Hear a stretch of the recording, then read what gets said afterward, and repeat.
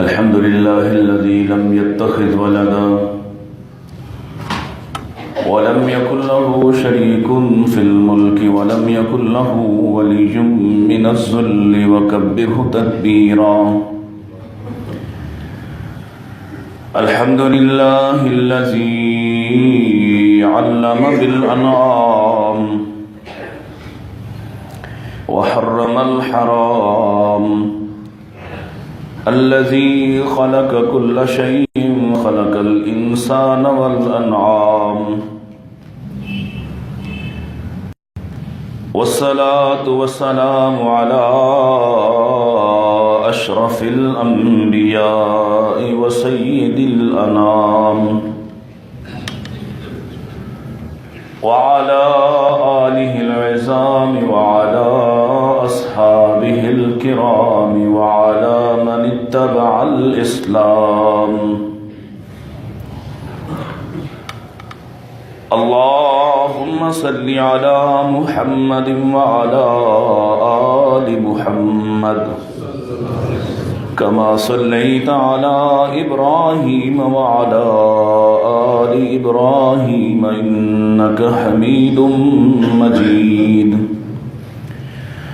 اللهم بارك على محمد وعلى آل محمد كما باركت على إبراهيم وعلى آل إبراهيم إنك حميد مجيد. أعوذ بالله السميع العليم من الشيطان الرجيم. بسم الله الرحمن الرحيم. ألف لام ميم. أحسب الناس أن يتركوا أن يقولوا آمنا وهم لا يفتنون. ولقد فتنا الذين من قبلهم فليعلمن الله الذين صدقوا وَلَيَعْلَمَنَّ الْكَاذِبِينَ. وقال الله تعالى فإن مع العسر يسرا، إن مع العسر يسرا، فإذا فرغت فانصب وإلى ربك فارغب. قال عليه الصلاة والسلام من أكثر من الاستغفار جعل الله له من كل هم فرجا ومن كل ضيق مخرجا ورزقه من حيث لا يحتسب. وقال عليه الصلاة والسلام طوبى لمن وجد في صحيفته استغفارا كثيرا. إن أحسن الحديث كتاب الله، وخير الهدي هدي محمد صلى الله عليه وسلم، وشر الأمور محدثاتها، كل محدثة بدعة، وكل بدعة ضلالة، وكل ضلالة في النار. حمد ثنا، تعریفات، تسبیحات، تحلیلات و تکبیرات اللہ سبحانہ و تعالی کے لیے، جس کے بے شمار انگنت لا تعداد احسانات ہیں، جو حقیقی محسن ہے اور ایسا فراخ طبیعت محسن ہے کہ احسان نہ ماننے والوں پر بھی احسان کیے چلا جاتا ہے، اور اسے اس بات کی پرواہ نہیں ہے کہ کوئی اس کی نعمتوں کے استعمال کے بعد اس کو پہچانے یا نہ پہچانے. ایک وقت دے دیا ہے، اس وقت تک اگر یہ اپنی عقل سے، علم سے ہدایت کی طرف آ جائے تو نعمتوں کو بڑھا دیتا ہے، اور اگر اس طرف نہ لوٹے تو انہی نعمتوں کو اس کے لیے زوال، اس کے لیے غضب و عقاب بنا دے گا.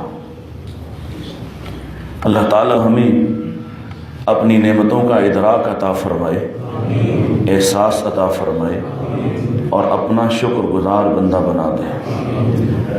درود و سلام امام الانبیاء حضرت محمد مصطفیٰ صلی اللہ علیہ وسلم پر۔ ہمارا عنوان اور موضوع مصائب سے کیسے نمٹیں یہ چل رہا ہے، اور آج ممکنہ حد تک اس کا یہ آخری حصہ ہے کہ مصائب انسان کی کمیوں کوتاہیوں پر بھی آ سکتے ہیں، آزمائش کی صورت میں بھی آتے ہیں، اور جو بھی شخص صاحب ایمان ہے اسے ان مصائب کے لیے تیار رہنا چاہیے۔ ہم نے بالتفصیل اس پر گزارشات پیش کی ہیں کہ مومن کا معاملہ بالکل مختلف ہے۔ اسے جب بھی کوئی مصیبت آتی ہے تو وہ مصیبت اسے فائدہ دے کر جاتی ہے۔ اگر اس کے ذمے گناہ ہوں تو گناہوں کو معاف کروا دیتی ہے، اور اگر اس کے ذمے گناہ نہیں ہیں، یہ پاک باز شخص ہے، مومن آدمی ہے، تو پھر اس کو ایک بلند مرتبہ اور مقام عطا کروا دیتی ہیں اور اس درجے تک پہنچا دیتی ہیں جس کی خبر پیارے نبی علیہ السلام نے دی تھی کہ تم میں سے بعض لوگ اللہ کے ہاں ایک بلند مقام ان کے لیے لکھا جاتا ہے، لیکن ان کی عبادات، ان کے معمولات، ان کے روزمرہ کے اشغالات انہیں اس مقام تک نہیں لے جاتے۔ پھر اللہ ان پر کسی مصیبت کو بھیجتا ہے، بندے اس پر صبر کرتے ہیں، اللہ کی رضا کو حاصل کرتے ہیں، اور اللہ اس رضا جوئی کی وجہ سے، اس صبر و استقامت کی بنا پر، اس مصیبت کے برداشت کرنے کی وجہ سے وہ مقام اس بندے کو دے دیتا ہے جو اس کے ہاں لکھا ہوا ہوتا ہے۔ تو مصیبت ہر صورت میں انسان کے لیے فائدہ مند ہے۔ مصیبت اللہ کی طرف سے اللہ کا امر ہے، اس کی تقدیر ہے، اور یہ انسان کی آزمائش ہے۔ اور پھر ایمان والا جتنا ایمان ہوگا، وہی بنیادی پہلی حدیث جس کو ہم نے شروع کیا تھا کہ حضرت سعد رضی اللہ تعالیٰ نے پوچھا تھا اللہ کے نبی علیہ السلام، ای الناس اشد بلاء، سب سے زیادہ مصیبت کن لوگوں کو آتی ہے؟ تو آپ نے فرمایا تھا الانبیاء، سب سے زیادہ مصیبت انبیاء کو آتی ہے، ثم الامثل فالامثل، پھر اس کے بعد یعنی درجہ وائز جو ایمان میں ان کے بعد آتے ہیں، پھر اس کے بعد جو ایمان میں آتے ہیں۔ اور پھر فرمایا تھا کہ یہ جو مصیبت ہے یہ انسان کے دین کے مطابق آتی ہے، یبتلی العبد علی حسب دینہ، اسے اس کے دین کے مطابق آزمایا جاتا ہے۔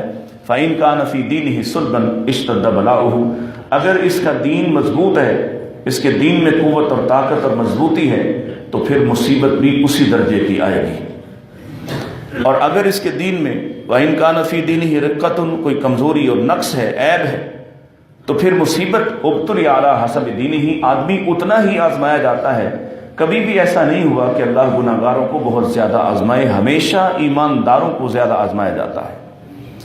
اور آخر میں فرمایا تھا فما یبرح البلاء بالعبد حتی یترکہ یمشی علی الارض وما علیہ من خطیہ، بعض مصیبتیں انسان کو اس طرح سے چمٹ جاتی ہیں، بعض تکالیف، بعض دکھ انسان کو اس طرح سے آ لگتے ہیں کہ وہ رخصت ہی نہیں ہوتے، حتیٰ کہ انسان تو ان سے تنگ آ جاتے ہیں۔ لیکن اللہ فرماتے اس کا روشن پہلو یہ ہے، اللہ کے نبی علیہ السلام نے اس کی خبر دے دی کہ اس کا روشن پہلو یہ ہے کہ وہ مصیبت اس لیے تمہیں چمٹی رہتی ہے کہ اس وقت تمہاری جان چھوڑے جب تمہارے ذمے کوئی گناہ باقی نہ ہو۔ مصیبت انسان کے لیے خیر کا پیغام لاتی ہے۔ گزشتہ خطبہ میں ہم نے آپ کے سامنے نبی کریم علیہ السلام کی زندگی، دیگر انبیاء کی زندگی، ہر نبی، حضرت یوسف علیہ السلام کو آزمایا گیا، آئی مصیبت تھی، لیکن جب مصیبت ٹلی ہے تو اللہ نے ایسی خیر سے نوازا کہ اللہ نے آپ کو حکمرانی عطا کی ہے، اللہ نے آپ کو وحی کا علم عطا فرمایا ہے، اور آپ کا خاندان ایک عرصے تک مصر کا حاکم رہا ہے۔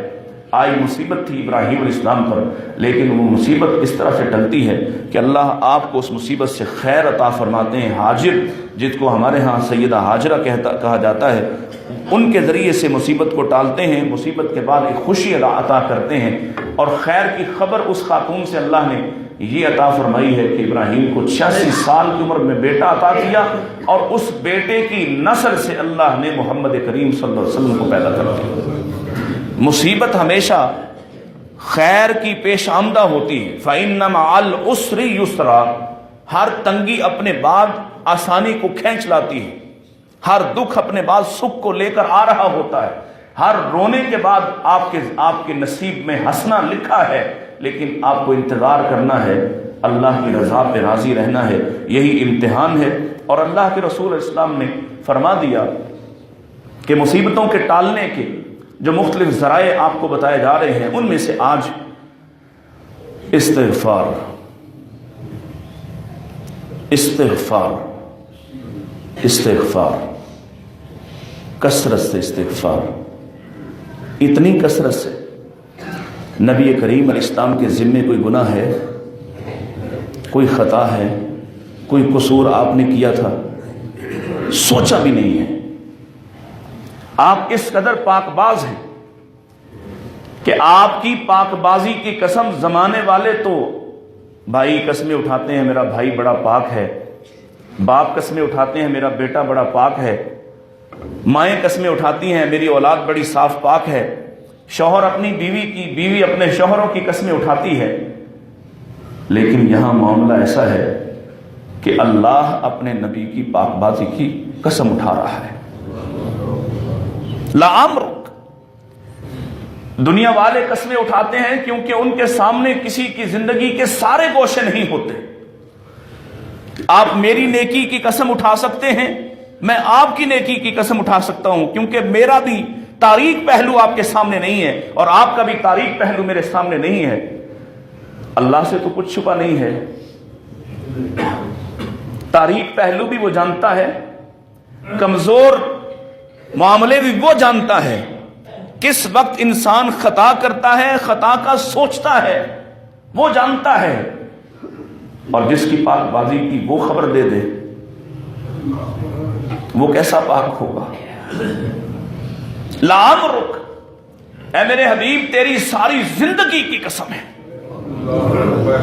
تیرے بچپن کی، لڑکپن کی، تیری جوانی کی، قبل از نبوت کی، بعد از نبوت کی، تیری مکی زندگی، تیری مدنی زندگی، تیرے سفر کی، حضر کی، تیری تنہائی کی. اے میرے محبوب تیری مجلس کی قسم ہے. لعمرک، ساری زندگی کی قسم ہے، تجھ سے پاک اس کائنات میں نہ اس سے پہلے کوئی آیا تھا نہ اس کے بعد کبھی آئے گا. لیکن اللہ کے نبی فرماتے ہیں استغفار کیا کرو. فإنی اکثر، میں تم سب سے زیادہ استغفار کرتا ہوں. کتنا؟ فرمایا 70 مرتبہ. 70 مرتبہ استغفار کرتا ہوں. یہ وہ نہیں ہے جو میں اور آپ صرف استغفر اللہ پڑھ دیں. 70 مرتبہ پوری توجہ کے ساتھ اللہ کی طرف رغبت کر کے میں معافی مانگتا ہوں. اور اگر عربی کے کلیہ قاعدہ کے مطابق جاؤں تو 70 کا مطلب ہے بے شمار مرتبہ.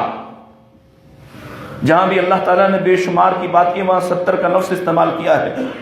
بے شمار مرتبہ میں ایک دن میں، جس کے ذمے گناہ کوئی نہیں، جس کے ذمے خطا کوئی نہیں، جس کی پاک بازی کا عرش والا اعلان کرتا ہے، وہ ایک دن میں 70 سے زائد مرتبہ، یا ایک حدیث میں آتا ہے 100 مرتبہ میں اللہ سے معافی مانگتا ہوں.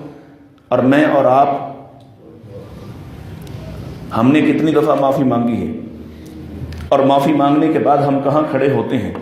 پیارے نبی علیہ السلام نے کیا ارشاد فرمایا ہے؟ من اکثر من الاستغفار جعل اللہ لہ من کل ہم فرجا. جو شخص کثرت سے استغفار کرتا ہے، کثرت سے استغفار کرتا ہے، یہاں 10 20 50 100 مرتبہ کی بات نہیں، کثرت سے استغفار کرتا ہے، اللہ کیا کرتا ہے؟ اللہ اس کے سارے دکھوں کو ہی ختم کر دیتا ہے. مصیبتوں سے چھٹکارے کا بہترین نسخہ، بہترین کلیہ، جو کثرت سے استغفار کرتا ہے، اللہ اس کے غم کو رفع کر دیتا ہے. وَمِن كُلِّ ضِيقٍ مَخْرَجًا، تنگیوں میں اس کے لیے راستوں کو کھول دیتا ہے. اس کا رزق بند ہو تو اللہ نئے ذرائع سے رزق دے دیتا ہے. وَرَزَقَهُ مِنْ حَيْثُ لَا يَحْتَسِبُ، اور ایسی جگہ سے رزق دیتا ہے جہاں سے اس نے سوچا بھی نہیں ہوتا ہے. کیا کام کیا؟ استغفار، استغفار. اللہ اکبر. اور بہت بڑی بشارت دی پیارے رسول اسلام نے. آپ نے فرمایا توبہ یہ طوبہ جنت میں ایک درخت کا نام بھی ہے، جنت کے ایک درخت کا نام بھی طوبہ ہے، اور طوبہ بشارت کو بھی کہتے ہیں۔ اللہ کے نبی علیہ السلام فرماتے ہیں طوبى لمن وجد فی صحیفته استغفارا کثیرا، بشارت ہو اس شخص کو جس کے نامہ اعمال میں کل جب کھولا جائے گا نا تو اس میں ہر جگہ لکھا ہو استغفر اللہ ربی من کل ذنب، استغفر اللہ ربی من کل ذنب، ہر جگہ بس ذکر ہی معافی کا ہو، اس آدمی کے لیے بشارت ہے۔ اور دوسرا معنی اس کا کہ جنت کا طوبہ درخت ملکیت حاصل کرنے پر مبارک ہے اس شخص کو جو کثرت سے استغفار کرتا ہے، جو کثرت سے استغفار کرتا ہے وہ اس جنت کا وارث اور مالک ہوگا جس میں طوبہ درخت ہے۔ اللہ اکبر۔ حضرت حسن بصری رحمہ اللہ تعالی، ان کے پاس 4 لوگ آئے، ان کے ایک شاگرد ہیں ابن سبی، وہ روایت کرتے ہیں، فرماتے ہیں کہ 4 لوگ آئے حضرت حسن بصری رحمہ اللہ تعالی کے پاس۔ ایک مسئلہ یہ بھی ہے کہ ہمارے ان اسلاف کے بارے میں جھوٹے سچے واقعات تو لوگوں نے گھڑ کر بیان کر دیے، لیکن حقائق نہیں بیان کیے، جو ان کی زندگی کا ماحصل تھا، جو زندگی کا صحیح نچوڑ تھا، اور جو ان کا عقیدہ اور نظریہ تھا وہ بیان نہیں کیا۔ پہلا آدمی شکایت کرتا ہے کہ حضرت کچھ دعا کر دیں، قحط سالی نے گھیر لیا ہے، قحط پڑ گیا ہے۔ آپ نے فرمایا استغفر اللہ، جاؤ اللہ سے توبہ کرو، استغفار کرو، معافی مانگو، اللہ کو مناؤ جا کر۔ بارشیں کب رکتی ہیں؟ رکی ہوئی ہیں نا؟ کیوں رکی ہیں بلا؟ جب تم اللہ سے ضد لگا لیتے ہو اللہ سارے نظام کو چینج کر دیتا ہے۔ استغفر اللہ، جاؤ اللہ سے معافی مانگو۔ کہتے ہیں ابھی کچھ وقت گزرا ہے، وہ شکا آخر ایک اور آدمی آ گیا، اس نے بھی شکایت کی، الیہ الفقر، فقر و فاقہ کی، غربت کی شکایت کی، حال بڑا تنگ ہے، ہمارے پاس بھی آتے ہیں، دکان نہیں چل رہی، کاروبار نہیں چل رہا، اور اگر کہیں نا کہ استغفار کرو تو کہتے ہیں یہ تو میں پہلے ہی کرتا ہوں۔ نہیں، تم نے دل سے کیا ہوتا تو ایسی شکایت نہ کرتے، آگے تم نے دل سے کیا ہوتا۔ دل سے کیسے کرتے ہیں کہ جب تم اللہ کی طرف توجہ کرتے نا، فَإِذَا فَرَغْتَ فَانْصَبْ، فَانْصَبْ کا مطلب کیا ہے؟ نصب کرنا تو سمجھتے ہیں نا، ٹھونکنا۔ جب تم اللہ کی طرف توجہ یوں کرتے کہ قدم ٹھونک کر بیٹھ جاتے اور اٹھتے ہی نہ جب تک کہ تمہاری بات سن نہ لی جاتی۔ اس پر ابو الحسن علی ندوی نے ایک بات لکھی ہے، وہ کہتے ہیں اللہ سے مانگنے کا ہنر تمہیں نہیں آتا تو کبھی ریلوے اسٹیشن جاؤ، ایک مثال دی ہے، کبھی ریلوے اسٹیشن جاؤ، وہاں اپاہج کوئی بیٹھا ہوگا، اس نے اس کا حال حلیہ بگڑا ہوگا، ہاتھ آگے پھیلایا ہوگا، کہتا کچھ نہیں ہوگا، ایک مخصوص حالت، تم سردی میں جاؤ، گرمی میں جاؤ، اس نے وہی حالت بنا رکھی، تم تنگ آ کر اس پر رحم کھا کر کچھ نہ کچھ نکال کر دے دیتے ہو، کہتے ہیں تم اللہ سے زیادہ نرم دل تو نہیں ہو، تم آگے ہاتھ تو پھیلاؤ اس کے سامنے، وہ حالت تو بناؤ، اپنی حالت بناؤ، تمہاری حالت پر اس کو رحم آئے، وہ تمہیں عطا کر دے۔ اس نے فقر کا فاقہ کی بات کی تو آپ نے فرمایا استغفر اللہ، جاؤ اللہ سے معافی مانگو۔ تیسرا آیا وقال له آخر ادعو اللہ ان یرزقنی ولدا، امام صاحب اولاد نہیں ہو رہی، بیٹے کی دعا کر دیں، فرمایا استغفر اللہ، جاؤ اللہ سے استغفار کرو۔ چوتھا آیا اور اس نے آ کے کہا وشکا الیہ آخر جفاف بستانہ، اپنے باغ کی خشک سالی، پھل نہیں لگتا، اس کے لیے دعا کر دیں، فرمایا جاؤ اللہ سے استغفار کرو۔ اب حضرت سبی کہتے ہیں کہ میں نے پوچھا حضرت امام 4 لوگ آئے، 4 مختلف مسائل، 4 مختلف پریشانیاں، 4 مختلف دکھ، 4 لوگ آئے، چاروں کا مسئلہ مختلف، علاج آپ نے ایک ہی بتا دیا؟ فرماتے ہیں میں نے کون سا اپنے سے بتایا ہے، میں نے تو اللہ کا بھیجا ہوا کلام ہی اس کے سامنے رکھا ہے۔ ثم تلا فقلت استغفروا ربکم انہ کان غفارا، پھر سورہ نوح کی ان آیات کو تلاوت کیا کہ حضرت نوح علیہ السلام نے اپنی قوم سے کہا تھا یہ پنجتن پاک سے مانگنے کیوں جاتے ہو، یہ قبروں والوں کے سامنے کیوں جاتے ہو، ان کے سامنے ماتھے کیوں رگڑتے ہو، تمہارے مسائل جتنے بھی ہیں تم اپنے رب کی دربار میں پہنچو۔ فَقُلْتُ اسْتَغْفِرُوا رَبَّكُمْ إِنَّهُ كَانَ غَفَّارًا، تم ایک دفعہ اس سے استغفار تو کرو، وہ معاف کرنے والا ہے، تم جو چاہتے ہو مل جائے گا، کہو گے نہیں تب بھی مل جائے گا۔ یرسل السماء علیکم مدرارا، آسمان سے بارشیں تمہاری ضرورت کے مطابق اتریں گی۔ وَيُمْدِدْكُمْ بِأَمْوَالٍ وَبَنِينَ، مسئلہ ہے نا، کاروبار نیا نیا چل نہیں رہا، یہ کلیہ ہے، نسخہ ہے، اتنا استغفار کرو، اتنا استغفار کرو کہ اللہ تمہارے لیے راستوں کو کھول دے۔ وَيُمْدِدْكُمْ بِأَمْوَالٍ وَبَنِينَ، وہ بیٹے بھی عطا کرتا ہے، مال بھی عطا کرتا ہے۔ وَيَجْعَلْ لَكُمْ جَنَّاتٍ وَيَجْعَلْ لَكُمْ أَنْهَارًا، تمہارے باغوں کو بھی ہرا بھرا کر دے گا، پانی کے مسئلے بھی حل کر دے گا۔ کہو تو صحیح۔ ایک آدمی، امام ابن قیم نے ایک واقعہ لکھا ہے، کہتے ہیں کہ سابقہ اسلاف بزرگوں میں سے ایک نیک آدمی کو ایک بڑا ہی بدبخت آدمی ملا، اس نے جیسے ہی دیکھا، اب بھی ہوتا ہے نا، نیکوں کو برے اب بھی گالیاں ہی دیتے ہیں، گالیاں دینا شروع کر دیا، برا بلا کہنا شروع کر دیا، بڑی بدتمیزی کر دی، حد کر دی۔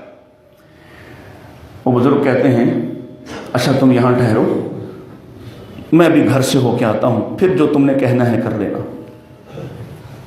گھر چلے گئے، گھر گئے تو امام صاحب کہتے ہیں فدخل فسجد للہ، اللہ کے سامنے سجدے میں پڑ گئے۔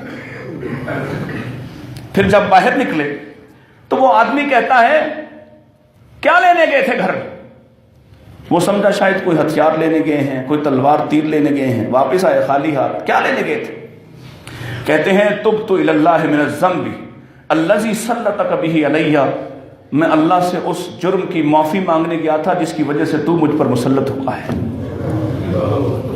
یہ جو تم پر برے لوگ مسلط ہوتے ہیں، یہ جو بدماش تمہاری دکان کی طرف دیکھ لیتے ہیں، یہ جو غنڈے تم سے بھتہ لینے آتے ہیں، تم سمجھتے ہو کہ تمہارا کوئی قصور نہیں، اپنی کوتاہیوں پہ نظر دوڑاؤ، تم پر مسلط کیا جانے والا کسی جرم کی پاداش میں تم پر مسلط ہوا ہے۔ مصیبت آئی اور ٹلے گی کیسے؟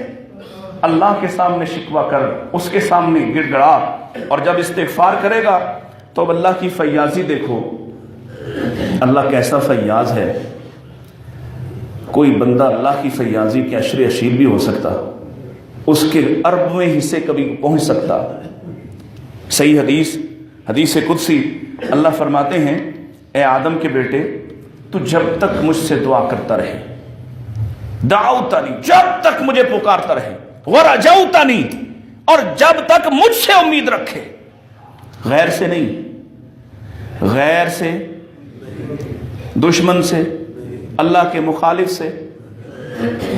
تم نے ساری دنیا نے، آج پاکستان کا حال، اللہ نے وزیر اعظم بھی آپ پر ایسا مسلط کر دیا، وہ بھی بھکاری بنا ہوا ہے، پوری قوم بھکاری بن گئی۔ اور کن کے سامنے مانگتے ہو؟ بندوں کے سامنے، ملکوں کے سامنے۔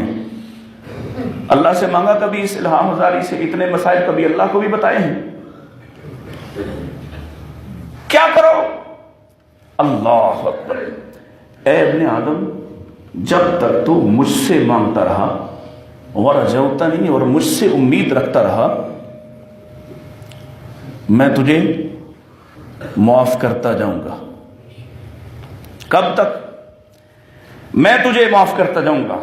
غفرت لک علی ما کان فیک ولا ابالی، تیرے ذمے کوئی بھی گناہ ہوا بڑے سے بڑا ہوا، چھوٹے سے چھوٹے ہوئے، اتنے ہوئے، فرمایا اتنے ابن آدم لو بلغت ذنوبک عنان السماء ثم استغفرتنی، اے آدم کے بیٹے اتنے گناہ ہو گئے کہ زمین کے آسمان کے کناروں کو تیرے گناہوں نے بھر دیا، لیکن تو توقع مجھ سے کرتا ہے، دعا مجھ سے کرتا ہے، امید مجھ سے رکھتا ہے، میں تجھے معاف کر دوں گا اور کوئی پرواہ نہیں کروں گا، جو تو نے کیا ہے اس کی کوئی پرواہ ہی نہیں کروں گا۔ معافی مانگو اللہ سے۔ گزشتہ خطبے میں آخر میں ایک مثال دی تھی، اس کا کچھ حصہ رسول اکرم صلی اللہ علیہ وسلم کے پاس، یہ راوی خود ہی ایک صحابی ہے، ابو طویل شتب ممدود رضی اللہ تعالیٰ عنہ ان کا نام ہے۔ نبی پاک علیہ السلام کے پاس آئے اور آ کے کہتے کیا ہیں، اللہ کے نبی صلی اللہ علیہ وسلم آپ کی اس آدمی کے بارے کیا رائے ہے جس نے کوئی گناہ چھوڑا ہی نہ ہو؟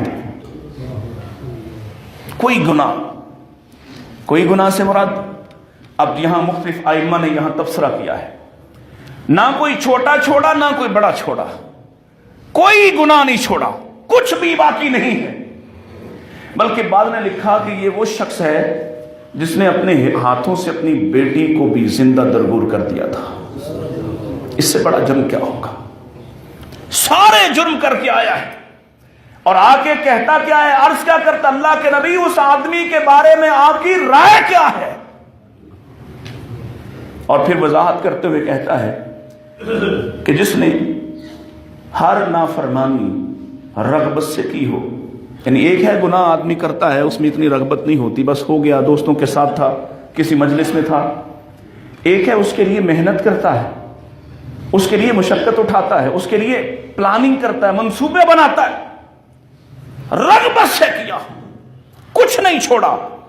تیسری بات فرمائی، ہاں اللہ کے نبی جہاں تک میری بات ہے، اشہد ان لا الہ الا اللہ وانک رسول اللہ صلی اللہ علیہ وسلم، میں گواہی دیتا ہوں کہ اللہ کے سوا کوئی اور معبود نہیں ہے اور آپ اللہ کے رسول ہیں۔ آپ نے فرمایا، آپ نسخہ سنیے ذرا، فرمایا پھر تفعل الخیرات، نیکی کے کام شروع کر دے۔ کیا کر؟ گناہوں کو، مصیبت سے جان چھڑانے کے لیے کیا کرنا ہے؟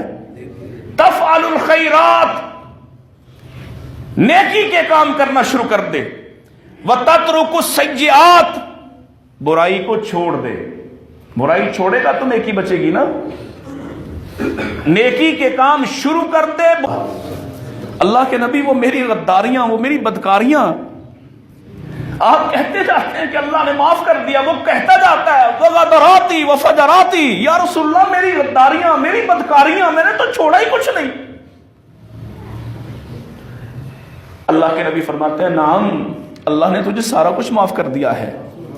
جب اتنا بڑا اعلان سنا نا تو کہتا اللہ اکبر، اللہ اتنا فیاض ہے، اللہ اتنا بڑا ہے۔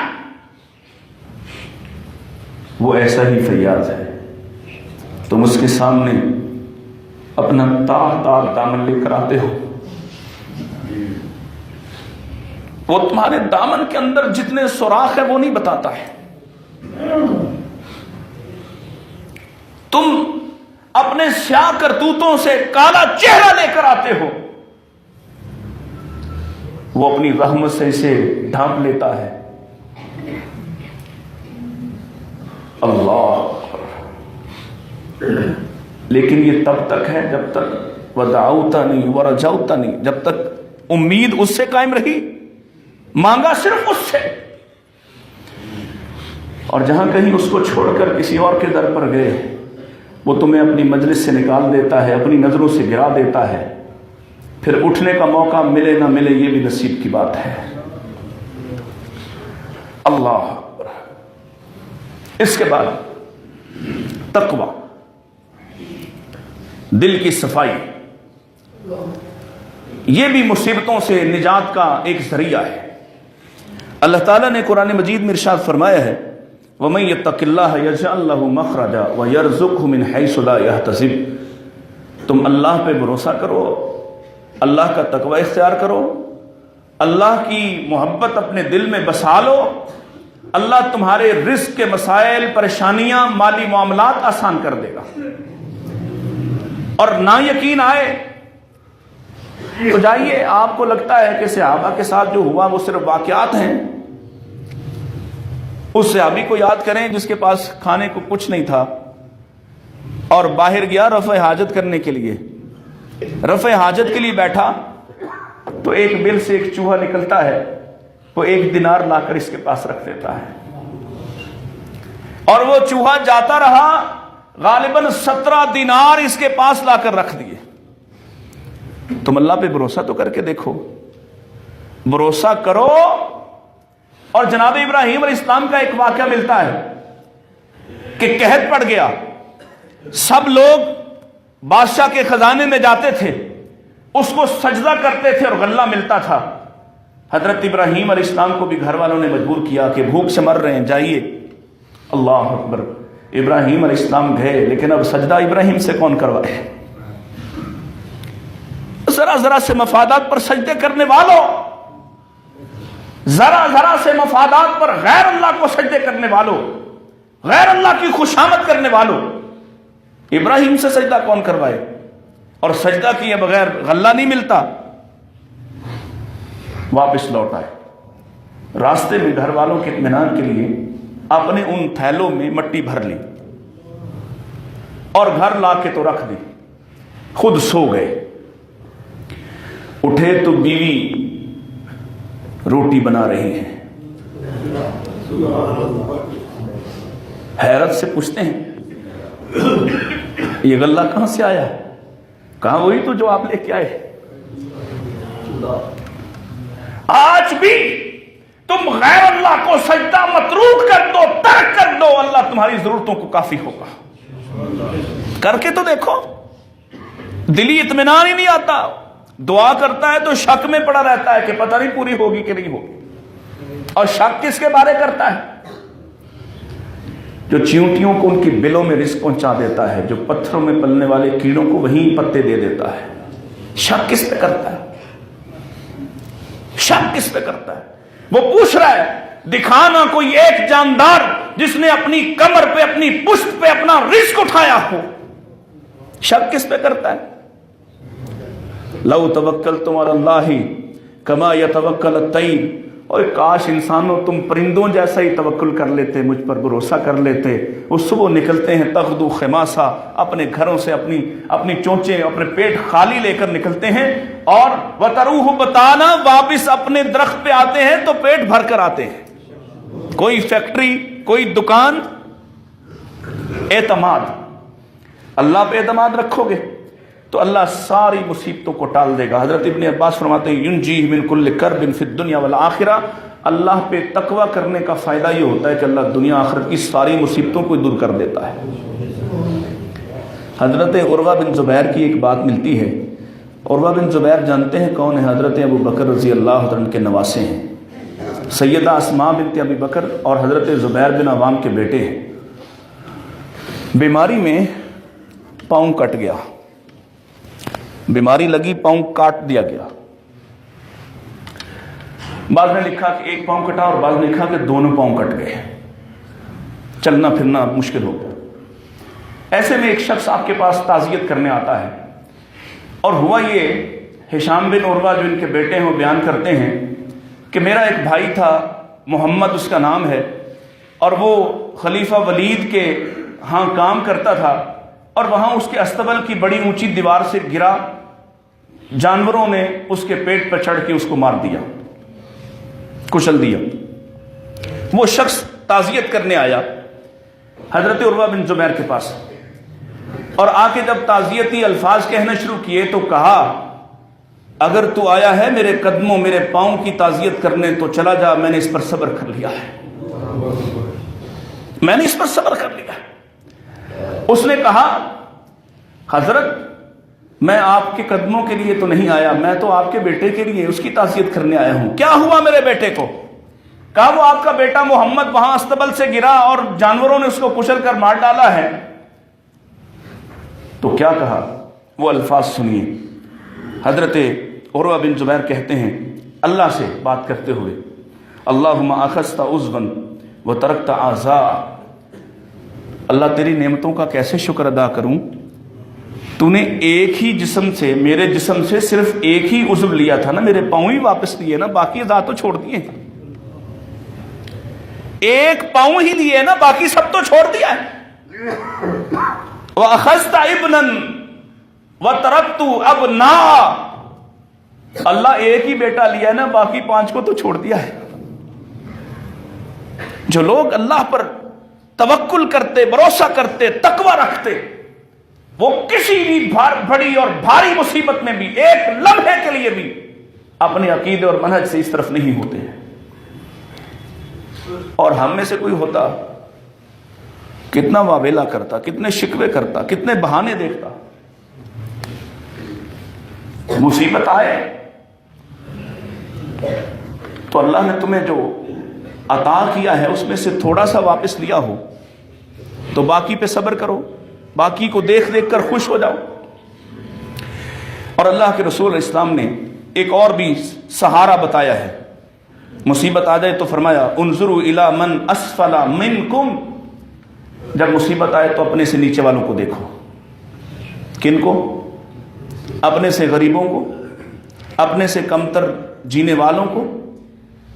जब मुसीबत आए ना, अल्लाह के नबी ने नुस्खा फरमाया उन्जुरु इला मन अस्फला मिनकुम वला तंजुरु इला मन हुवा फौककुम।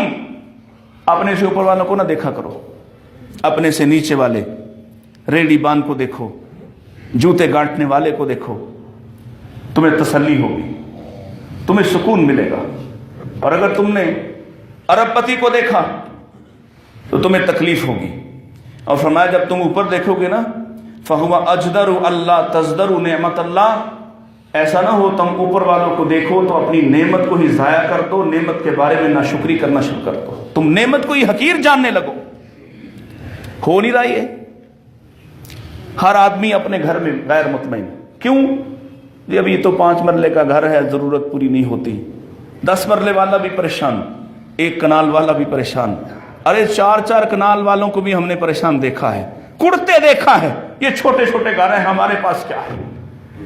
जब तुम ऊपर देखते हो तो फिर नेमतों को हकीर जानते हो, और जब नेमतों को हकीर जानते हो अल्लाह नेमतों को जवाल दे देता है। और जब तुम नीचे देखोगे तुम्हें लगे कि फलां के पास तो कुछ भी नहीं, मेरे पास तो लाखों रुपए की गाड़ी है, मेरे पास तो लाखों का घर है, मेरा कारोबार है, ये देखो जो रास्ते में से कागज चुन चुन के वक्त गुजारता है, ये भी तो इंसान है। तुम्हें चैन आएगा, सुकून आएगा जब तुम। और हजरत रसूलुल्लाह सल्लल्लाहु अलैहि वसल्लम का ये तरीका है, सुन्नत है आपकी। आपने खुबाब बिन अरत आए थे ना, खुबाब बिन अरत आपसे शिकवा करने आए थे, अल्लाह के नबी आप क्यों नहीं हमारे लिए दुआ करते, क्यों नहीं हमारे लिए मदद मांगते, अब क्या हद रह गई है पीछे? और कौन खुबाब बिन अरत? लोगों, सुनना आसान है, बयान करना भी आसान है। ये वो खुबाब बिन अरत है जिसको बरहना करके जलते हुए अंगारों पर लिटा दिया गया था, दहते हुए अंगारों पर लुटा दिया गया था। और इनके जिस्म से गोश्त चर्बी पिघल पिघल कर अंगारों को ठंडा कर देती है, लेकिन काफरों का गुस्सा ठंडा नहीं होता है। और हजरत खुबाब बिन अरत से मदीना के नौजवानों ने एक मौके पर कहा था, चचा जरा दिखाओ तो सही तुम्हें क्या तकलीफ पहुंची। तो हजरत खुबाब बिन अरत ने अपनी कमीज को ऊपर किया। बच्चों ने देखा कि आपकी कमर पर हड्डियों के अलावा गोश्त नाम की कोई चीज नहीं है। वो खुबाब बिन अरत, वो खुबाब जो इतनी मार खाकर भी उमर की बहन के घर उन्हें कुरान पढ़ाने गया, और अल्लाह ने खुबाब के कुरान से उमर को अता कर दी। अल्लाह ने खुबाब के पढ़े हुए कुरान को उमर के कानों में उंडेला तो उमर की इस्लाह कर दी। वो खुबाब नबी पाक से कहते हैं, आप हमारे लिए दुआ क्यों नहीं करते? अल्लाह के नबी मस्जिद हराम में सहने काबा में टेक लगाकर लेटे हुए थे, सीधे होकर बैठ गए और आपका चेहरा मुबारक सुर्ख हो गया। फगाज़िबा गज़बन शदीदा, शदीद गुस्सा आ गया। और आप फरमाते हैं, क्या बात करते हो, तुमसे पहले लोग اور ان کو گڑا کھودا جاتا، ان کو ان کے چھاتیوں تک دبا دیا جاتا اور سر پہ آرا رکھ کر چیر دیا جاتا۔ تم سے پہلے لوگوں کو لوہے کی کنگھیوں سے، ان کے گوشت، ان کی ہڈیوں سے جدا کر دیا جاتا۔ تم چھوٹی سی مصیبت پر میرے پاس آ گئے۔ جب مصیبت آئے تو اپنے سے اوپر والوں کو دیکھو، تکلیف آئے تو اپنے سے زیادہ تکلیف سہنے والوں کو دیکھو، تمہیں سکون آئے گا، تمہیں چین آئے گا۔ نبی پاک علیہ السلام ایک حدیث لکھی صحیح مسلم کی، ایک آدمی مال غنیمت آپ نے تقسیم کیا۔ جب مال غنیمت تقسیم ہوا تو ایک آدمی نے کہا یہ تقسیم انصاف پر نہیں ہوئی۔ نبی پاک نے معاذ اللہ انصاف نہیں کیا۔ اللہ اکبر۔ حضرت عبداللہ اس کے راوی ہیں، وہ فرماتے ہیں میں نے جا کے یہ بات نبی پاک علیہ السلام کے کان میں کہہ دی کہ اللہ کے نبی فلاں آدمی آپ کی تقسیم پر ناراض ہو رہا ہے، وہ کہہ رہا ہے یہ تقسیم صحیح نہیں ہوئی۔ اللہ کے رسول کو غصہ آ گیا اور فرمایا اگر میں انصاف نہیں کروں گا تو کون انصاف کرے گا؟ میں انصاف نہیں کروں گا۔ لیکن اتنی دیر میں آپ نے اپنے اوپر قابو پایا، فصبر فقال فقد اوذی موسیٰ، کوئی بات نہیں، موسیٰ کو مجھ سے زیادہ تکلیف دی لوگوں نے۔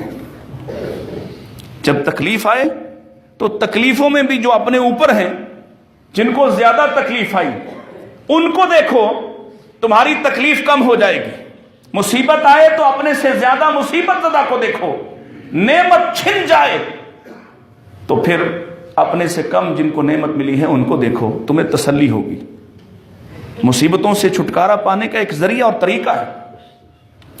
اللہ اکبر۔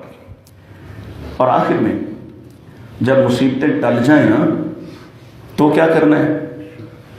جشن منانا ہے، جشن صحت منانا ہے، آوارگی کرنی، مرد و زن کی محفلیں جمع کر کے گانے سننے۔ مصیبت ٹلے تو یہی کرتے ہو، سیر کے لیے نکلنا ہے۔ اور اللہ کے بندے جب مصیبت ٹل جائے، جب غم ہٹ جائے تو اللہ کا شکر ادا کرو، اللہ کا شکر ادا کرو۔ پھر شکر کے بارے میں بتا دیا ہے الشکر حارس النعمہ، شکر نعمت کا چوکی دار بن جاتا ہے۔ فما یکون لسبب زوالها، ہر اس زوال کے سبب کے سامنے شکر کھڑا ہو جاتا ہے، کبھی زوال نہیں آتا ہے۔ شکر کرو۔ اللہ کے رسول علیہ السلام کو اللہ نے فتح عطا کر دی نا، وَلَقَدْ نَصَرَكُمُ اللَّهُ بِبَدْرٍ وَأَنْتُمْ أَذِلَّةٌ، کمزور تھے، مصیبت آ گئی تھی، اللہ نے فتح دے دی تو آپ نے، اللہ فرماتا ہے ہم نے فتح دی ہی اس لیے ہے فَاتَّقُوا اللَّهَ، کہ تم اللہ کا تقوی اختیار کرو، لَعَلَّكُمْ تَشْكُرُونَ، کہ تم شکر گزار بن جاؤ۔ کیا کیا تھا نبی پاک نے واپس آ کر؟ 70 ان کے مارے گئے، 70 قیدی بنا کر لے آئے۔ کیا کیا تھا؟ ہماری قوم بھی تو مناتی ہے نا 1965 کو، شکر کا طریقہ ہے نا۔ اور رسول اللہ صلی اللہ علیہ وسلم نے کیسے منایا؟ اللہ نے فتح بدر کو یوم الفرقان کہا، عظیم فتح قرار دیا، لیکن اللہ کے رسول علیہ الصلوۃ والسلام واپس آتے ہیں، رمضان ختم ہوا ہے، اللہ نے آپ کو خوشی کا موقع دیا، عید الفطر کے احکامات نازل فرمائے، عید الفطر کا دن ہے، صبح کا وقت ہے، آقا نے اعلان فرمایا چلو باہر نکلو، میدان میں جمع ہو جاؤ۔ یہ فتح بدر کی خوشی میں اللہ نے آپ کو عید عطا فرمائی۔ اور عید کیسی؟ نہ کسی نے ہاؤ ہو مچایا، نہ شور و شغب کیا، نہ کسی نے شراب پی، ساری دنیا اکٹھی ہو گئی، مرد و زن، اور اللہ کے نبی اسلام کی امامت میں لوگوں نے اللہ کے سامنے سجدہ کیا ہے۔ جب مصیبت ٹل جائے، زوال ختم ہو جائے، دکھ ہٹ جائے تو شکر کرو۔ یہی رسولوں کا طریقہ ہے۔ حضرت نوح علیہ السلام، ان سے کہا گیا تھا جب تم کشتی پہ سوار ہو جاؤ تو کہو الحمدللہ الذی نجانا من القوم الظالمین، اللہ کا شکر ادا کرو کہ اللہ نے ظالم قوم سے تمہیں نجات عطا کی ہے۔ ہم جب مصیبت ٹلتی ہے تو کیا کرتے ہیں؟ اللہ کو بھول جاتے ہیں۔ اور سنو، دو باتیں میں عرض کر دیتا ہوں۔ مصیبت آئی تھی حضرت عائشہ رضی اللہ تعالیٰ عنہا پہ، کتنی بھاری مصیبت تھی ایک عورت کے لیے، اور پھر ام المومنین کا مقام پانے والی عورت کے لیے اس سے بڑی مصیبت کیا ہو سکتی ہے؟ کردار پر دبا لگا ہے، باپ صدیق ہے، اور باپ کے بارے میں اللہ کے نبی نے فرمایا کہ انبیاء کے بعد تمام امتوں میں، صرف میری امت نہیں، انبیاء کے بعد تمام امتوں میں سب سے افضل اور اعلیٰ شخص ابو بکر ہے۔ اس باپ کی بیٹی پر الزام لگا ہے۔ دکھ کی ان گھڑیوں میں دکھ بڑھتے چلے گئے، اپنے قریبی بھی ڈاواڈول ہو گئے۔ آپ نے جن جن سے مشورہ کیا ہر آدمی پریشان ہے، جواب کسی کے پاس نہیں، حتیٰ کہ اللہ کے نبی علیہ السلام نے اجازت دے دی، سیدہ اپنے باپ کے گھر چلی گئی، اور وہاں گئی تو ایک روز آپ تشریف لائے۔ سیدہ فرماتی ہیں کہ میری آنکھیں خشک ہو چکی تھی رو رو کر، ہر وقت کچھ کھاتی پیتی نہ تھی، پڑی رہتی تھی اور روتی رہتی تھی۔ یہ میرے ساتھ ہوا کیا ہے؟ نبی پاک علیہ السلام کی محبوب زوجہ، اور نبی کو عالم الغیب جاننے والوں یہ بات بھی تو بتا دو، نبی کو علم غیب ہوتا تو اپنی بیوی کو اتنے دن پریشان رکھتے؟ زمانے والوں کی ایسی ایسی تلخ اور پریشان کن باتیں سنتے، اتنا دکھ اٹھاتے، حتیٰ کہ آپ فرماتی ہیں میرے پاس آئے تو آپ نے فرمایا عائشہ اگر کچھ ہو گیا ہے تو اللہ سے معافی مانگے۔ سیدہ فرماتی ہیں یہ بات میرے لیے اس سے بھی زیادہ تکلیف دیتی کہ اللہ کے نبی میرے بارے میں شک میں پڑ گئے ہیں۔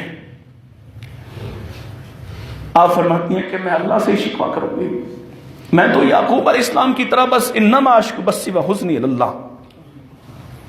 فرماتی یہیں بیٹھے بیٹھے اللہ کے نبی علیہ السلام پر وحی نازل ہوئی، آسمان والے نے پیغام بھیجا اور پیغام بھیج دیا کہ ھذا بہتان عظیم، یہ تو بہت بڑا بہتان ہے۔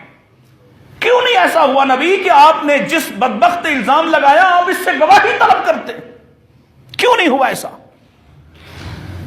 وہی آئی، اللہ کے رسول اسلام نے فرمایا ابشری یا عائشہ، عائشہ بشارت ہو تجھے، تیرے لیے اللہ نے قرآن نازل کر دیا ہے، خوش ہو جا۔ سیدہ فرماتی میری ماں بھی پاس بیٹھی تھی، مجھے کہتی ہیں عائشہ اٹھ اللہ کے نبی کا شکریہ ادا کر۔ میں نے کہا میں اللہ کے نبی کا نہیں اللہ کا شکر ادا کروں گی جس نے مجھے سچا کروایا ہے۔